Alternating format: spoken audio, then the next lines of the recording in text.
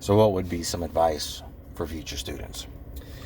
So for the Derby phase, just realize that whatever you do, there's a script, and it's essentially the game is already written out. Like every phase, every smoke session from rap week to the end of Derby is completely written out. There's a whiteboard in their office, and they have your bedtime on and what time that you're getting your MRE. So even if they are yelling at you and screaming at you because you guys screwed up or whatever, just you got to realize that that is just a normal thing that every single class goes through, and it's almost the same exact script each time. I had two Derbies, and they were both identical in different companies, so I thought that was pretty funny. That's something that a lot of people don't know when they go into Derby, that it's not your fault. Like, you're going to make mistakes, but the majority of the time, the RIs are just yelling at you to yell at you and to make you suffer, because that's just a part of the school.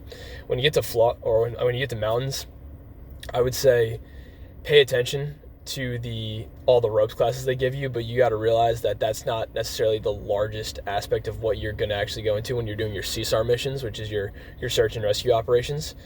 And focus on those tactics classes, because those are really going to determine how successful you are when you're in the field. And I know they moved um, it's only the ambush now in mountains, so you just got to realize that, like, they simplified it a little bit to make it easier. So really go in knowing how to conduct an ambush into Derby and mountains, and you're going to just be so much more successful if you know the doctrine, and then you can apply what the RIs want.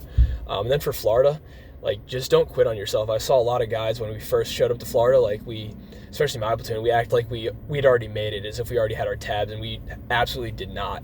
And we kind of kicked that mentality essentially after the second day of being there, where we realized, like, damn, we actually need to, like, get our shit together and actually hold it down. Like, we can't just shitbag our way to the end of this 10-day FTX. We really need to, like, put the effort in.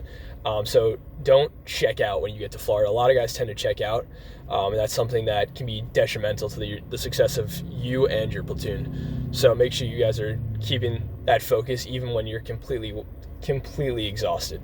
Like, your skin's going to be destroyed, your hands are going to be destroyed, your fingernails are going to stop growing, your facial hair is going to stop growing. Like, your nutrition is going to be so shitty, but you just got to keep pushing through no matter how tired your legs are or how physically exhausted you feel.